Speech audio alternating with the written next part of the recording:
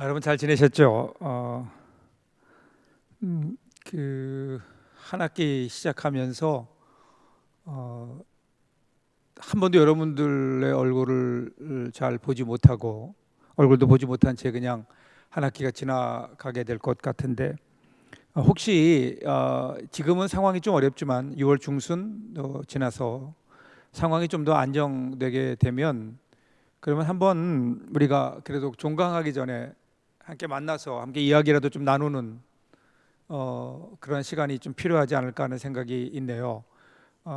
그래서 상황을 봐서 조금 더 상황이 좋아지면 우리가 방역을 지켜서 학교에서든지 아니면 뭐 저희 교회에서든지 아니면 제3의 장소에서든지 함께 모여서 좀 시간을 내서 뭐다 모이지 못한다 하더라도 함께 갖는, 이거 엑스트라로요. 뭐 이거 출석과는 상관없이 함께 그런 모임의 시간이 좀 있으면 어떨까 하는 그런 좀 생각이 드네요. 한번 과대편 한번 학생분들 학우분들과 의논해 주시면 좋겠습니다. 예배에 대한 얘기를 오늘 마칠게요. 한국교회 예배를 지난주에 우리가 좀 처음에 좀 얘기를 나누었는데, 오늘은 조금 더 깊게 들어가서요, 한국교회 예배를 우리들이 얘기할 때 한국교회 예배의 역사를 우리들이 좀 봐야 됩니다. 어떤 그 예배가 어떻게 형성되었는가, 한국교회 예배가 어떻게 형성되어서 오늘까지 이르렀는가 하는 것을 보면, 그러면 우리가 오늘 예배를 어떻게 우리가 개혁을 해야 될지, 아니면 예배를 어떻게 우리들이 드려야 될지에 대한 내용들이 나오겠죠. 한국교회 예배는 역사를 보면 크게 두 가지로 볼 수가 있습니다. 두 가지 관점에 설명할 수 있는데, 첫 번째가 초기 선교사들과의 관련입니다. 한국교회 초기 선교사들 보면 그 배경이 대단히 중요합니다. 초기 선교사님들의 배경. 한국에 온 첫 번째 공식 선교사가 그 언더우드라고 하는 분과 헨리 아펜젤러라는 분이죠. 1985년 4월 5일에 한국에 입국한 것으로 알려지고 있습니다.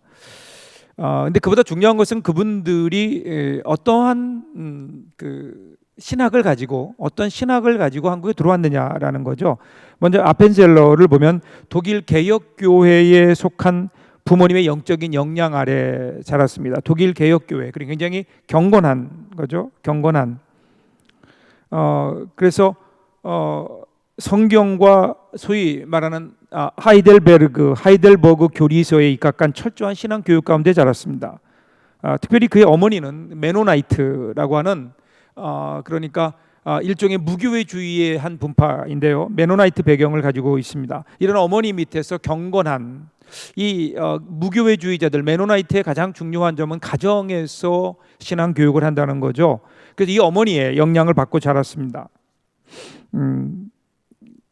이러한 어떤 그의 과정을 보면 크게 아펜젤러에게 영향 준 것은 세 개인데, 하나는 가정에서 배운 이 하이델베르그 교리 문학과 어머니의 경건한 신앙, 또 두 번째는 프랭클린 마샬 대학에서의 공부, 그리고 마지막으로는 미국 뉴저지에 있는 감리교 신학교죠, 드루에서의 수학으로 봅니다. 하이델베르그는 아까 얘기했던 그의 개인적인 경건주의에 영향을 주었고요. 또 하나는 그 프랭클린 마샬이라고 하는 대학은 기독교 대학인데 개인적인 영성에 깊은 관심을 가지고 그렇게 교육했던 그러한 대학입니다. 그리고 마지막으로 그가 드루에 다녔을 때, 드루의 시기는 1867년부터 70년도까지인데요. 이때는 초창기 미국 감리 교회들이 그랬던 것처럼 특별히 설교 사역에 대단히 큰 관심을 가지고 가르쳤던, 그래서 이러한 역량 아래 자랐던 이 아펜젤러의 모습을 보면 굉장히 개인적이고, 그리고 부흥회적이고 설교 중심의 어떤 중점을 둔 신학을 가지고 들어왔다. 그러니까 당연히 예배 신학도 그렇게 갈 수밖에 없었죠. 장로교회 선교사였던 언더우드도 마찬가지입니다. 언더우드는 특별히 초교파적인 배경에서 자랐는데요. 그가 그 뉴 브론스윅이라고 하는 그 교회, 독일 교회 개혁 교회에서 부목사로 있을 때 거기에서 계속적인 리바이벌 미팅, 부흥회에 참여하면서 그가 회심하게 되고 당연히 부흥회에 대한 어떤 깊은 영향을 받게 됩니다. 당연히 이러한 것들의 공통점은 비예전적이라는 거죠. 어떤 예식, 성찬, 예전 이런 것보다 어떤 말씀을 통한 회심, 뜨거운 기도, 뜨거운 찬양, 뭐 이러한 것들이 강조될 수밖에 없었습니다. 그러니까 이 언더우드와 아펜셀러로 대표되는 초기 선교사들의 모습을 보면 당연히 예배는 비예전적이고 부흥회적인 예배 순서, 개인 경건에 근거한, 그러니까 비예전적인 요소일 수밖에 없다라는 겁니다. 두 번째는요, 한국교회 예배 형성을 보면 이런 선교사님들의 배경과 함께 한국 내에 일어났던 초창기의 교회 부흥운동과 연관되어 있습니다. 이들이 활동을 하면서 한국에 1907년으로 시작되는 엄청난 그 부흥운동이, 영적 대각성 운동이 일어나게 되죠. 근데 이 영적 대각성 운동은 한국의 어떤 네비우스 정책, 선교 정책인 네비우스 정책인데요, 이것과 관련이 있습니다. 이 네비우스 방식이라고 하는 것은 선교사였던 네비우스 선교사님의 선교 정책인데요, 여기에 중요한 거는 세 가지를 봅니다. 하나는 자전, 자치, 자립. 자전, 스스로 전한다는 거예요. 그 당시에 어떤 성직자들 혹은 뭐 어떤 그 목사님, 그 목회자들이 없던 시절이니까 먼저 배운 사람이 그 다음 사람을 가르치는, 그래서 성경 공부 중심이었거든요. 하나님 말씀을 가르치는 일에 중점을 두었는데 네비우스 정책을 보면 거기에서 스스로 전한다. 그러니까 평신도들이 또 다른 평신도에게 복음을 가르치고 전하고 전도하는 일들, 자전, 스스로 전한다. 두 번째는 자치입니다. 자치, 이것은 자기 그 어떤 스스로 어떤 그 선교사님의 영향권에 있기보다는 스스로 그 모인 한국인들 사이에 어떤 질서를 만들어서 교회가 스스로 자치 처리해가는. 그리고 자립, 이거는 예배당도 선교사님들이 지어주는 것이 아니라 스스로 자기들이 스스로 마련해야 할 뿐더러 그 당시에 순회 선교사였죠. 조사, 한국 사람들이야. 순회 조사들의 생활비도 스스로 책임지도록. 그래서 이 자전, 자치, 자립, 이 세 가지가 한국 교회 안에 정착되면서 한국 교회는 이제 스스로 움직여갈 수 있는 공동체로 성장하게 되면서 여기에 어떤 성경 중심의 바이블 스터디, 그리고 성경에 대한 어떤 사경회, 이런 것들을 통해서 한국 교회에 엄청난 부흥 운동이 일어나게 됩니다. 자연히 초창기에 중요한 부흥의 요인이 되었던 이 성경 공부와 그 다음에 어떤 그 전도 중심의 예배, 이거 부흥의 예배, 이런 것들이 자연히 한국 교회의 그 예배로 자리 잡을 수밖에 없었죠. 그래서 이 대각성 운동이 한국 개신교회의 예배의 독특한 어떤 그 형식을 갖게 됩니다.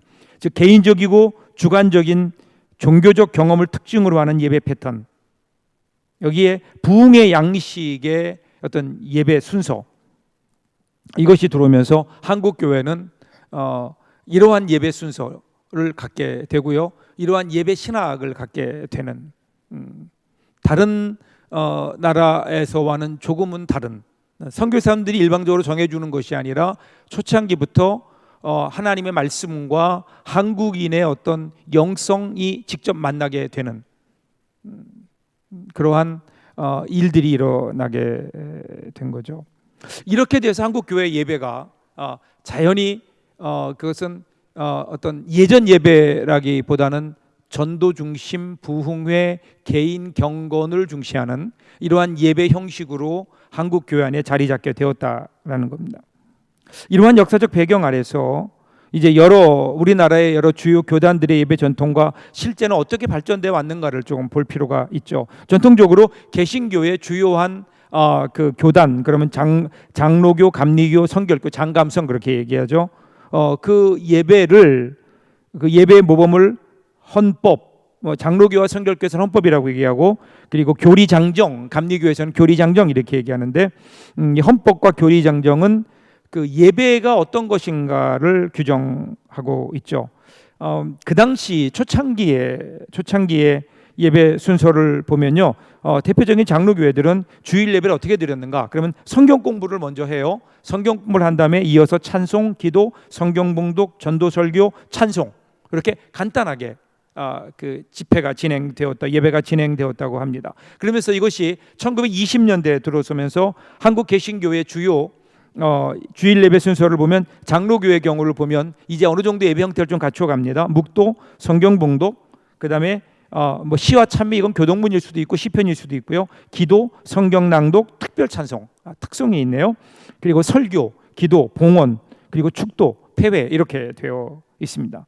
물론 그 가운데는 성서 일과가 들어간 특별한 예배 형태도 있지만 이러한 예배 형식이 그 대부분의 교회의 그 일반적인 예배 형태였고, 그리고 놀라운 거는 이렇게 될 때 이러한 형식이 오늘까지도 이어지고 100년이 지난 오늘까지도 거의 한국 교회에 이어지고 있다라는 건 대단히 흥미로운 일입니다. 뭐 다른 장로교뿐 아니라 메인 교단이었던 감리교나 성결교도 역시 여기서 큰 차이점을 보이고 있지 않고요. 그러면서 이제 근자에 와서 1970년, 80년, 90년 접어들면서 한국교회 예배 경향은 우선 세계 교회의 에큐메니컬 양식에 대해서 깊은 이해를 갖고 있습니다. 그래서 1997년에 발간된 예수교 장로회 통합측 표준 예식서에 보면 주일 예배 실제를 얘기하면서 그 머리에 그 예전 예배, 소위 에큐메니칼이라고 하는 교회력에 근거한 에큐메니칼 모델의 기본 구조를 얘기합니다. 그래서 실제적인 예배 의식을 보면 예배 준비 의식, 말씀 선포, 성례정, 파송. 여러분 그 원래 전통적으로 교회의 예전 그러면 교회 예배 그러면 거기에는 네 가지 예전이 거기에 항상 포함되어 있죠. 임내 예전이 들어옵니다. 처음에 들어오는 거예요. 임내 예전. 그다음에 말씀 예전. 그리고 말씀 예전에 이어지는 성찬 예전. 그리고 파송 예전. 이렇게 예배가 진행되는데 그것들을 이제 따르게 된 겁니다. 기독교 대한 성결교회에서도 1996년에 새 예식서를 발견했는데 여기에도 이와 같은 예배를 포함하고 있습니다.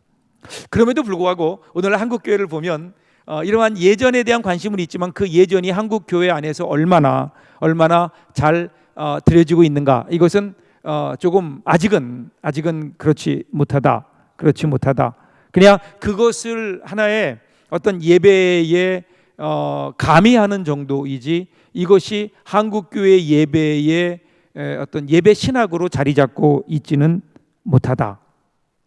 그런 그 오늘날의 현상들을 좀 볼 수 있습니다. 이것은 뭐 좋고 나쁘고의 문제가 아닙니다. 현상에 대한 문제입니다. 자, 그러면 오늘 우리 그 예배의 신학과 경향은 어떨까? 그러면 오늘 한국 교회 예배의 경향을 보면 몇 가지 좀 우리 참고해 볼 만이 있습니다. 첫째는 전통으로 돌아가고자 하는 경향이 있습니다. 전통으로 돌아간다. 오늘날 예배 신학의 동향은 예배 갱신에 대해서 관심이 많은 것이 사실이지만 그런데 사실은 다양하게 예배 갱신을 이루려고 합니다. 예배 갱신의 주요 특징을 보면 예배 안에서 성례전적 기능을 회복하거나 강화하는 노력이 큰 특징이라고 볼 수 있습니다.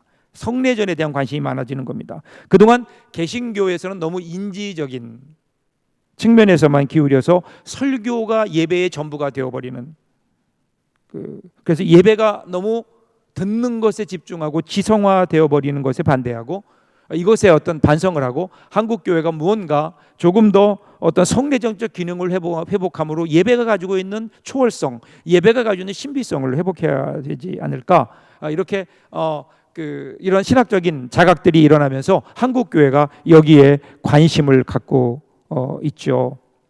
왜 그런가 하면 교회사를 연구해 보면요, 특별히 예배 역사를 보면 초대교회 예배를 보면 초대교회 예배는 철저하게 두 가지 기둥이 있었죠. 하나는 말씀 예전이 있었어요. 그리고 또 하나는 성찬 예전이 있었습니다. 설교와 성찬, 이것은 예배의 큰 두 축이었습니다. 예배라고 왜 초대교회에 우리 사람들이 예배를 드렸을까? 그렇게 보면 그 예배는 예수 그리스도의 부활을 재현하는 겁니다. 부활이 실현되는 자리입니다. 예수의 십자가와 부활을 어떻게 우리가 모일 때에 그것을 경험할 수 있을까?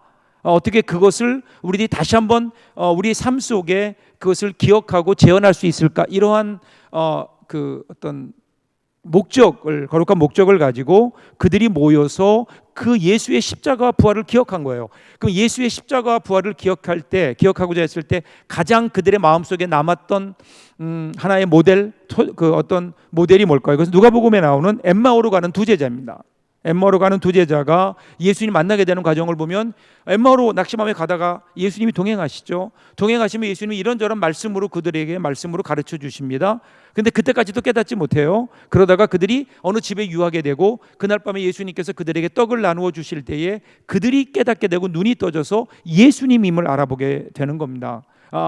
이것이 예수 그리스도 부활하신 주님과 동행할 수 있는 가장 좋은 최고의 통로이겠구나. 하나님이 주신 은혜의 통로이겠구나. 그래서 초대교회는 예배, 그러면 말씀, 예수님이 주셨던 말씀, 그리고 또 하나는 그 말씀이 우리 안에 들어와 역사하는 성찬, 이 두 가지가 중요한 그 기둥을 이루게 되는 거죠. 자, 문제는 이렇게 어떤 그 설교와 성찬, 말씀 예전과 성찬 예전이 중심을 이루어 오던 교회가 그것이 중세로 넘어오면서 이제 캐톨릭에 오면서 어느 쪽으로 기울어져 버리는가 하면 말씀 예전은 없어지고 이제는 그 성찬 예전만이 예배의 중심으로 남게 된다는 거. 여러 가지 이유가 있습니다. 여러 가지 이유가 있죠. 그것은 그 사람들에 대한 어떤 그 평신도들, 즉 평신도들이 많이 아는 것에 대한 두려움, 그 당시 그런 것도 있었겠죠.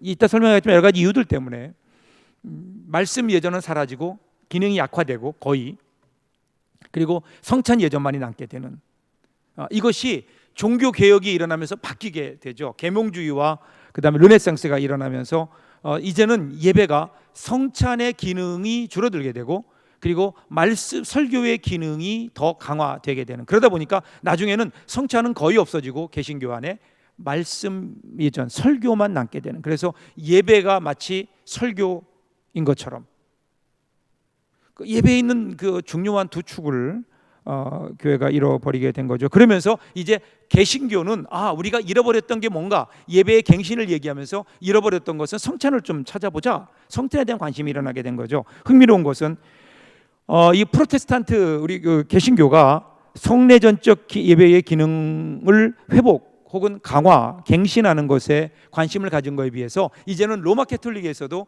종교 개혁이 그들 가운데 예배 갱신이 일어나게 되는데, 거기에서는 당연히 어디로 갈까요? 성찬만 가지고 있던 뭐가 없었죠? 말씀이 없었죠. 설교 사역이 없으니까 그들은 이쪽에 관심을 갖게 되는 겁니다.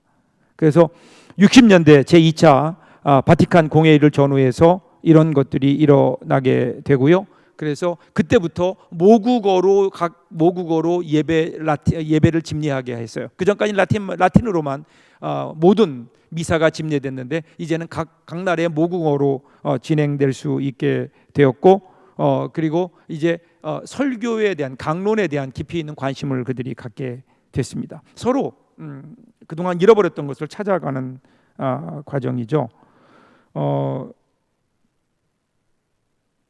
반면에 그 가톨릭 교회와는 달리 동방 정교회, 지금 그리스나 그리고 러시아에 있는 동방 정교회는 여전히 이러한 자기들이 지금까지 지켜왔던 예전에서 크게 벗어나지 못하고 있는 상황입니다.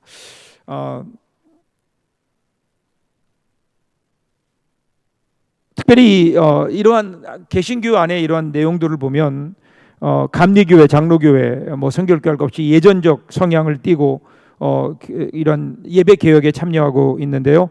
전통적으로 이러한 교회들은 설교 중심의 교회였는데 최근에는 말씀과 성례제를 통해서 예배가 균형을 이루어야 된다라고 생각하게 됩니다. 그래서 성만찬의 횟수도 높이고 예배에서 교회력의 사용을 적극화하고 거기에 기초한 렉셔너리, 성서 정과 렉셔너리라고 하는 게 있죠. 그거를 렉셔너리라고 하는 것은 세계 모든 주요 교단들이 모여서 3년을 주기로 해서 교회가 교회력에 따라 설교해야 되는 내용들을 정리해 놓은 겁니다.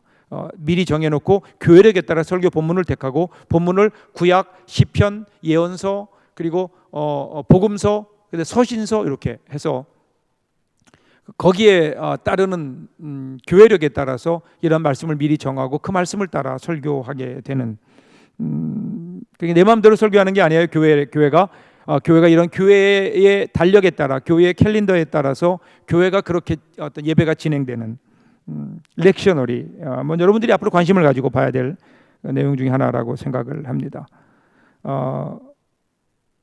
아까 얘기했던, 그래서 교회 예배가 이제는 점차 임예, 그 다음에 말씀, 성찬, 파송, 이러한 어떤 순서를 따라서 교회가 예배를 예전 예배로 진행하는 교회들이 점점 더 늘어나고 있죠.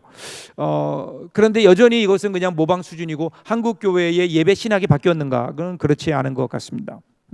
여전히 성찬은 그냥 하나의 행사, 이벤트 정도로 생각되는. 왜 그럴까요? 뭐 여기 이거 좀 더 깊게 뭐 들어가 보면 이런 것 같아요. 한국교회 예배는 아까도 말씀드렸듯이 한국교회 예배는 철저하게 어떤 부흥의 중심의 예배 순서입니다. 부흥의 중심의 예배라고 하는 것은 개인의 영성과 그 다음에 또 하나는 영혼을 구원하는 일들에 관심을 갖게 되죠.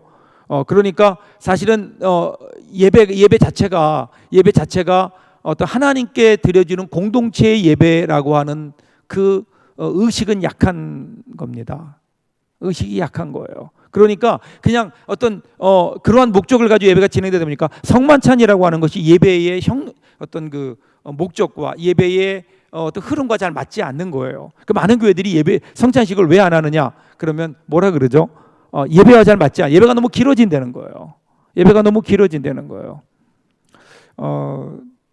여기에서 우리는 과연 예배가 무엇인가를 봐야 되고, 그냥 성만찬이라고 하는 게 뭐 한 달에 한 번, 뭐 일주일에 한 번, 뭐 1년에 몇 번 이렇게 함으로 성찬을 그냥 하나의 이벤트로 생각하는 한 성찬의 영성은 우리들이 경험할 수 없죠. 성찬은 뭘까요? 성찬은 이어지는 예배의 한 분명한 예전입니다.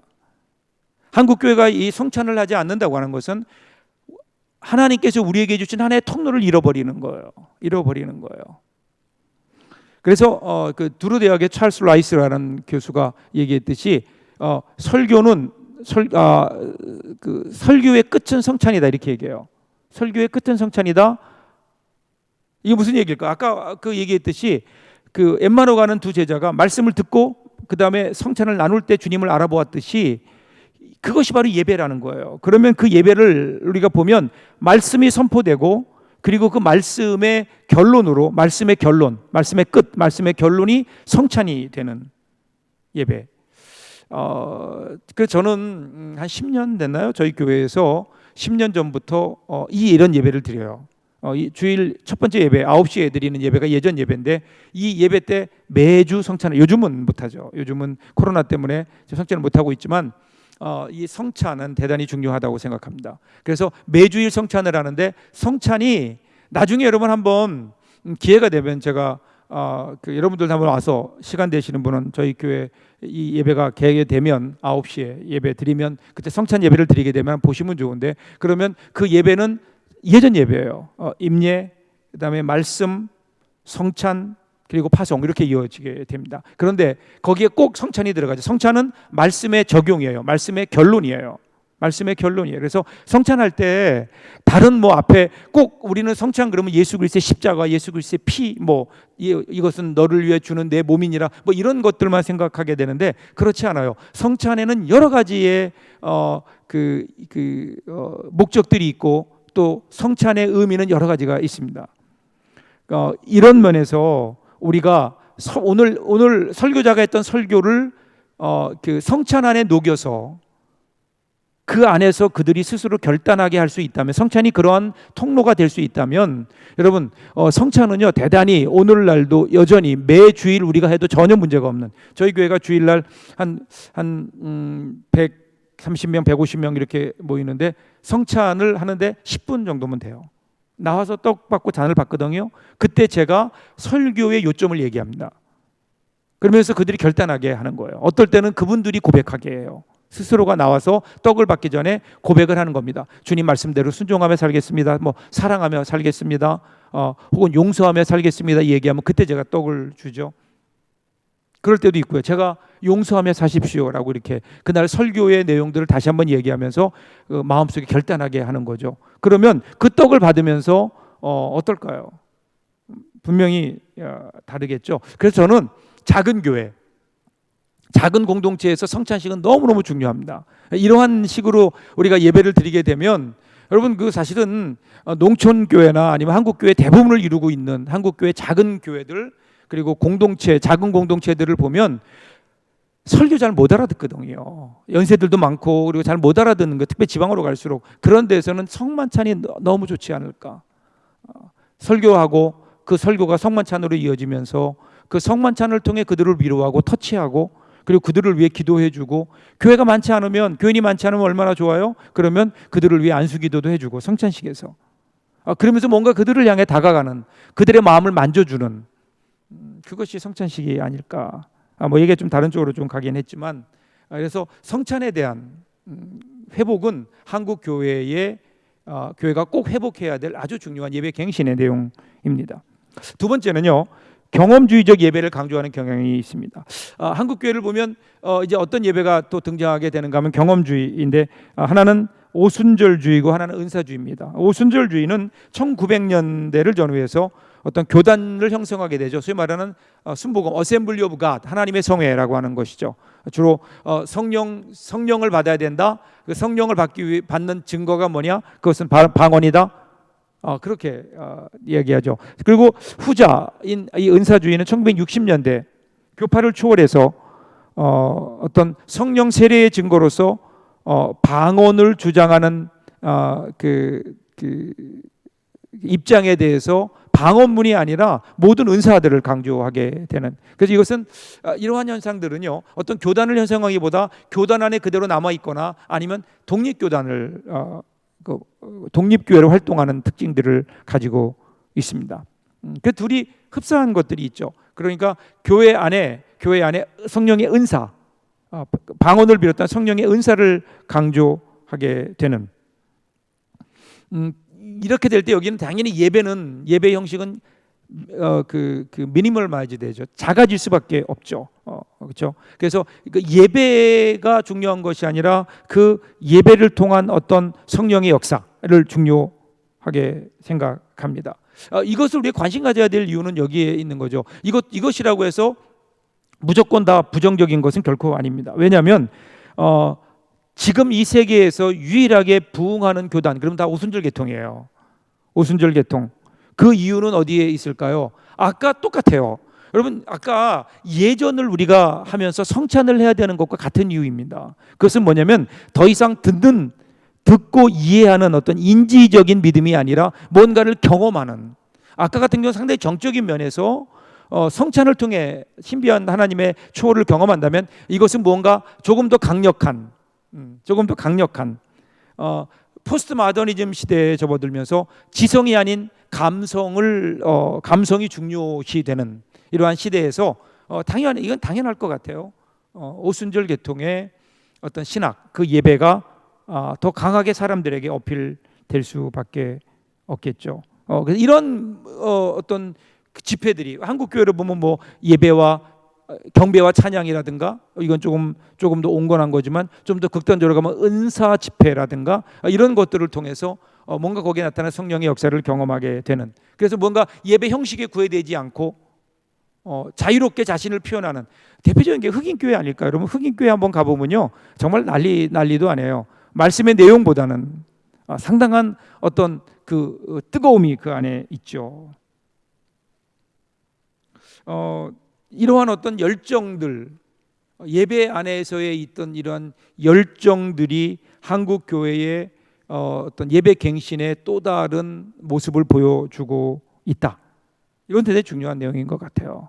중요한 내용인 것 같습니다. 그래서 한 번 더 우리들이 이러한 열정들도 우리들도 관심을 가져야 되지 않을까. 세 번째는요, 동시대적 상황에 적응하려는 경향입니다. 동시대적 상황. 지난주에 잠깐 나눴지만 이 구도자 예배라는 거죠. 구도자 예배. 구도자 예배 한국에서는 열린 예배 이렇게 알려져 있죠. 윌로우 크릭 시카고에 있는 시카고 근교에 있는 윌로우 크릭 교회 빌 하이블스 목사님이죠.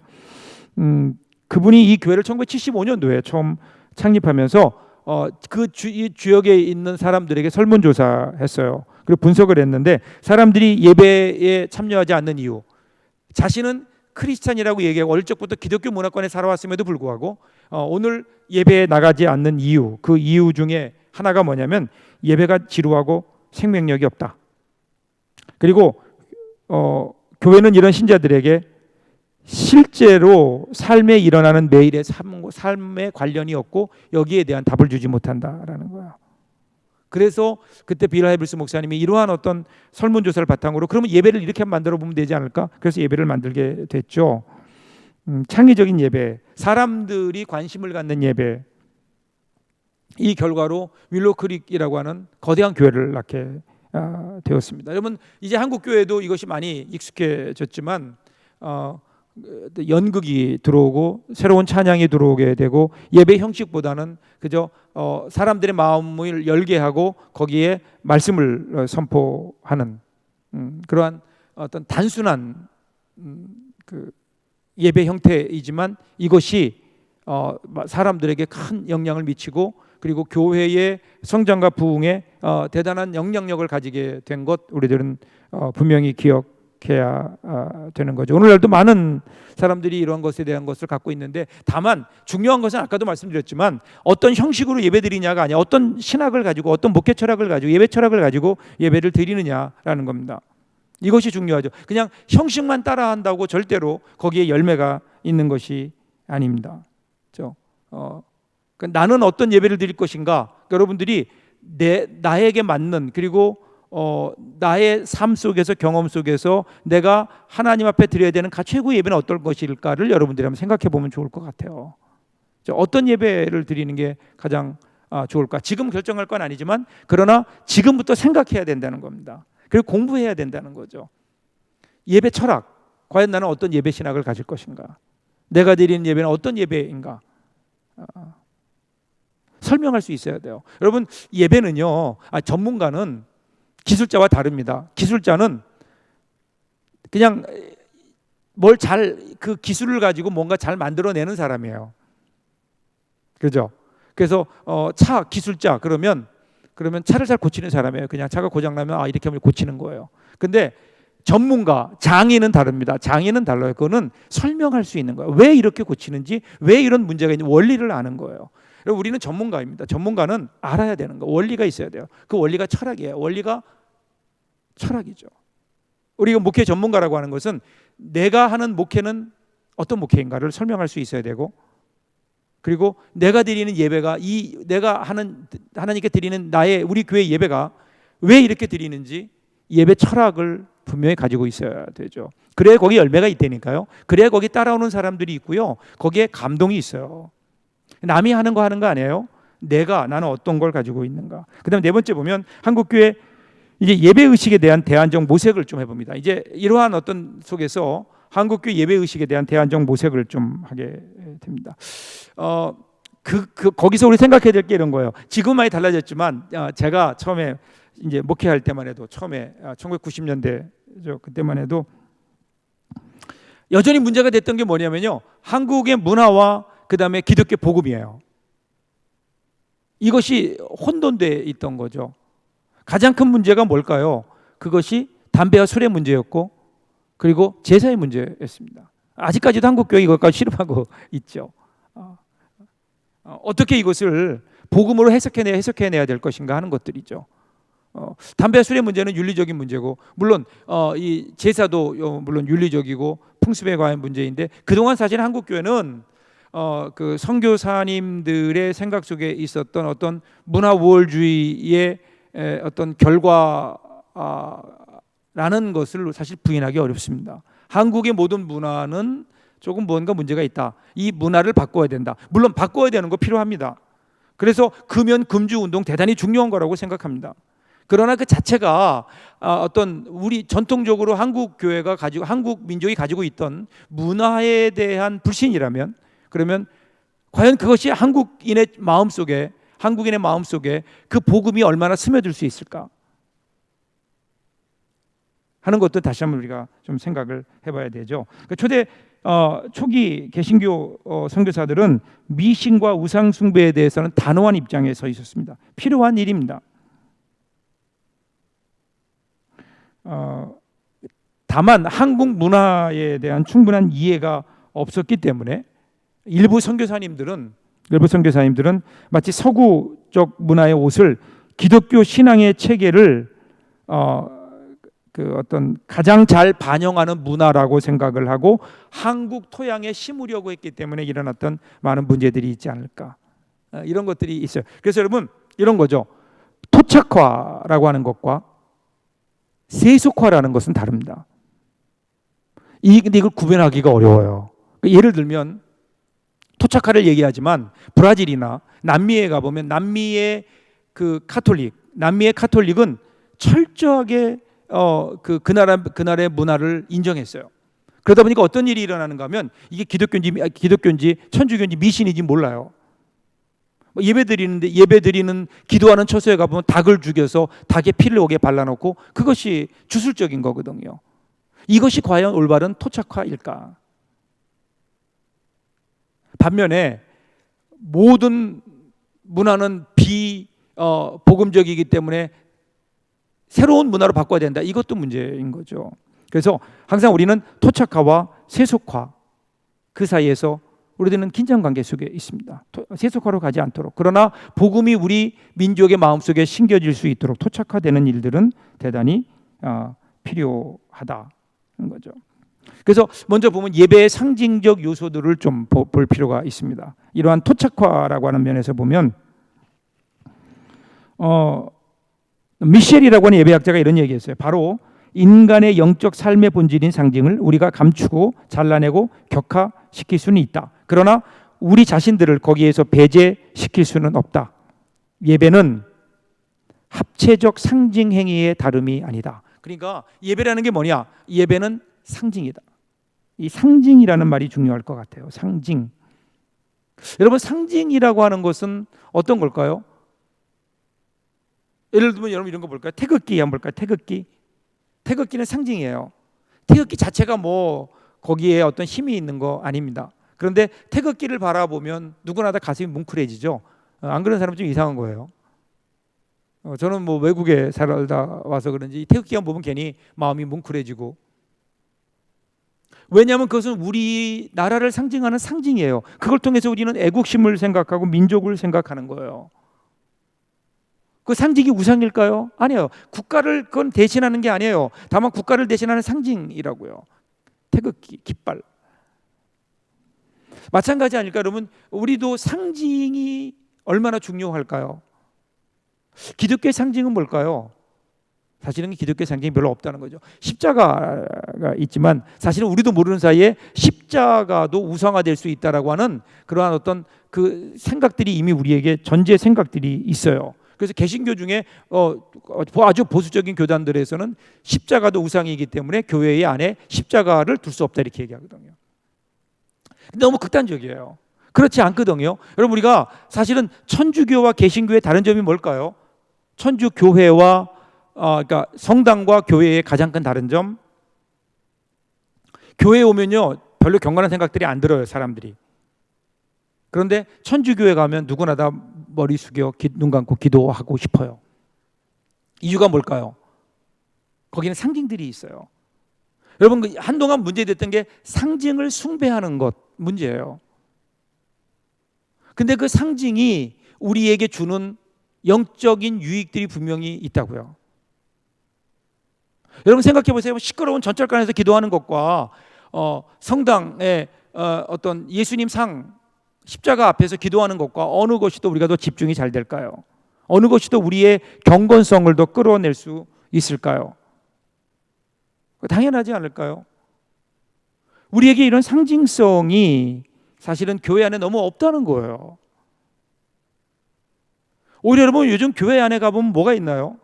교회 안에 가보면요, 여러분 제가 교회 가보면 가장 답답할 때가 교회 앞에 강당 앞에 교회 표 뭐 1000명 운동, 뭐 무슨 운동, 무슨 특별 새벽기도회 언제부터 언제까지 뭐 이런 것들이 플랜카드들이 배너들이 엄청나게 붙어 있거든요.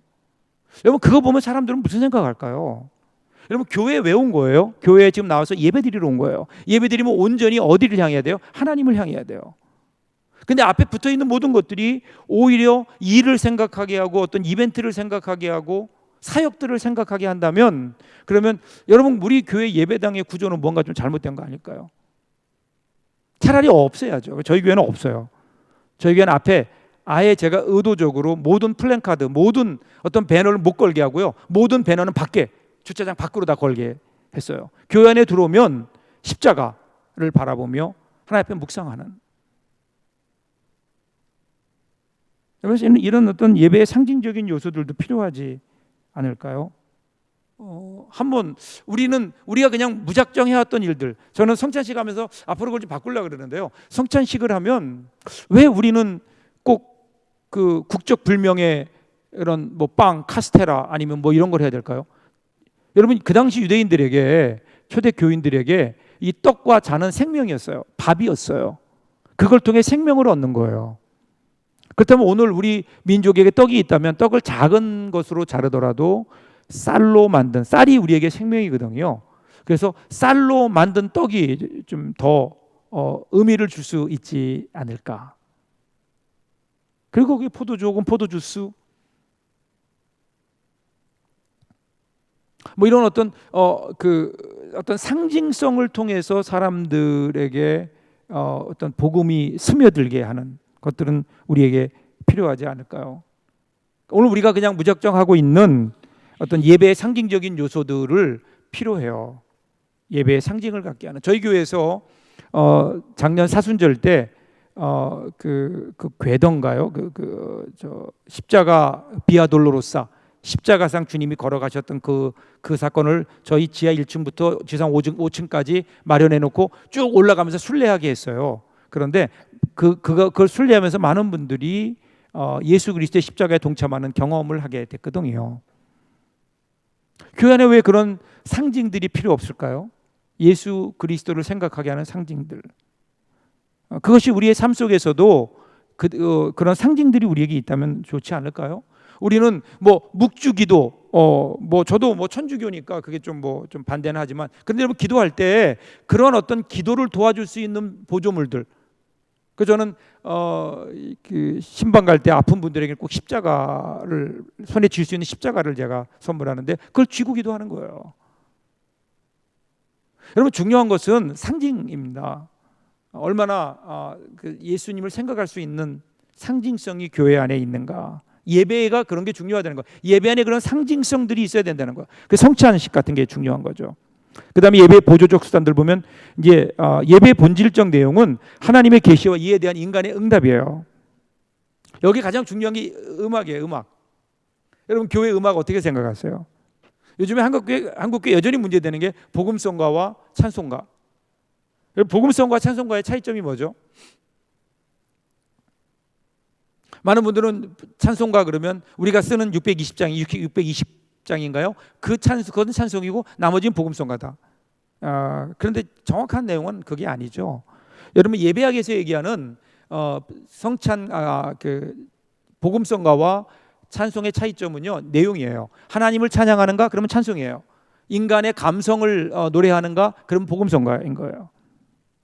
근데 오늘 우리는 사실은 이 복음성가와 찬송을 무엇으로 구분하는가? 그러면 오래된 것과 오래되지 않은 것, 우리에게 익숙한 것과 익숙하지 않은 것, 우리에게 익숙한 리듬과 익숙하지 않은 리듬으로 우리는 구분하죠. 그렇지 않아요? 여러분 우리가 보통 복음성가라고 하는 곳에도 얼마나 많은 찬송이 있는지 몰라요. 시편에 나오는 거 여호와여 주는 얼마나 위대하신지요, 뭐 이런 찬양들은 여러분 찬송이에요. 복음성가는요, 나의 감성을 노래하는 거. 그 예배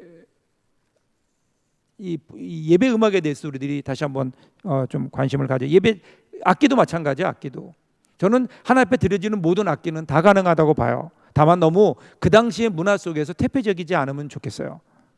여러분 사실은 한국 교회 지금 쓰이고 있는 전자올겐, 여러분 이거 원래 중세 시대만 해도요, 이거는 교회 안에 들어오지도 못했어요. 피아노요. 1980년대만 해도요. 지금부터 한 200년 전만 해도 재즈 바에서만 있었지 교회 안에 들어왔을 때 얼마나 많은 사람들이 그에 반대한 줄 아세요? 근데 지금은 피아노, 올겐 이거 없으면 안 돼요. 요즘은 당연히 드럼과 전자악기들이 들어오게 되죠. 그것들이 들어오느냐 안 들어오느냐가 중요한 게 아니에요. 이 모든 것이 화합해서 아름다운 찬양을 만들어내느냐, 교회 안을 채울 수 있는, 그래서 성도들의 찬양을 도울 수 있고 리드해 갈 수 있는 그러한 어떤 좋은 음악을 만들어내느냐라는 거예요.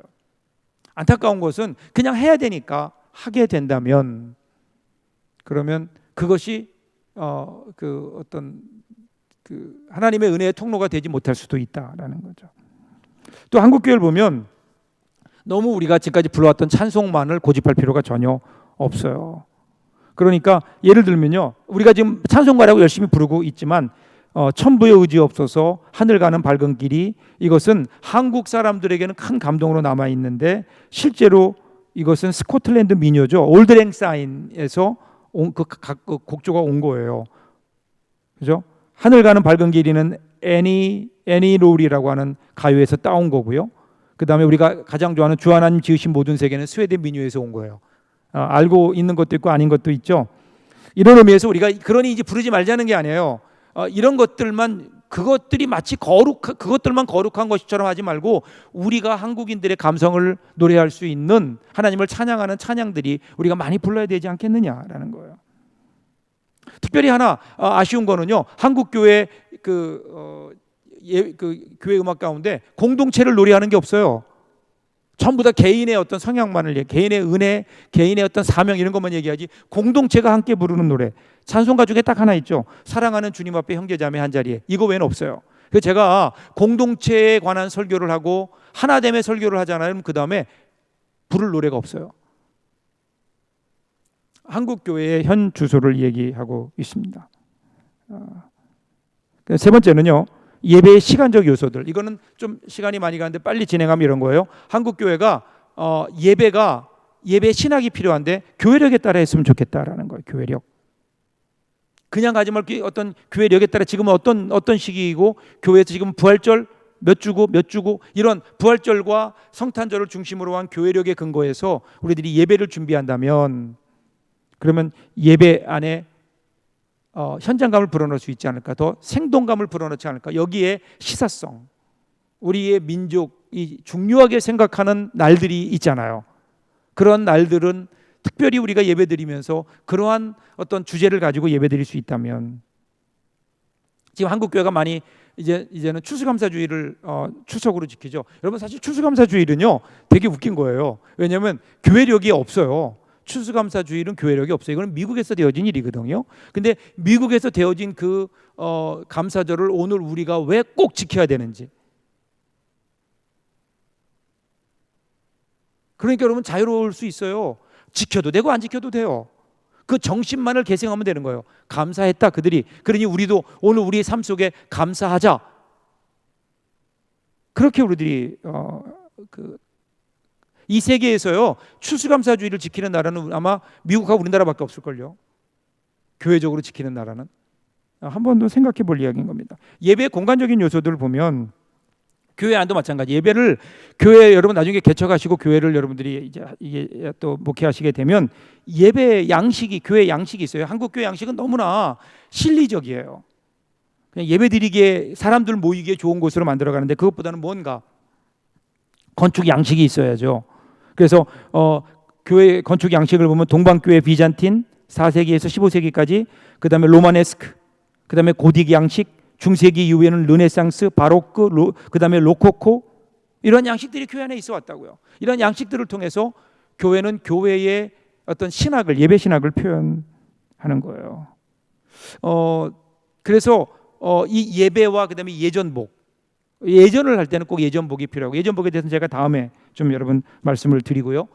교회를 보면 여러분 교회 안에 강단을 놓는 것도 그래요. 교회 안에 강단을 놓는 신학이 있는 거예요. 여러분 교회 가보시면 한국 교회 크게 두 개로 나와요. 하나는 설교상이 가운데 딱 와 있어요. 저희 교회는 그래요. 강대상이 가운데 딱 와 있어요. 이거는 설교 중심의 예배라는 거예요. 그런데 그 성찬상이 가운데 와 있고 사회석과 그 다음에 설교단이 양쪽으로 나가 있는 경우가 있죠. 보셨죠 여러분? 그런 경우는 우리는 예전 중심의 교회입니다. 이런 거. 성찬 중심의 교회입니다라는 거. 감리교 같은 경우는 대표적인 경우죠. 근데 그냥 한국 교회는 그런 어떤 신학 없이 그냥 교회가 크면 벌려놓고 작으면 가운데 놓고 그렇지 않아요.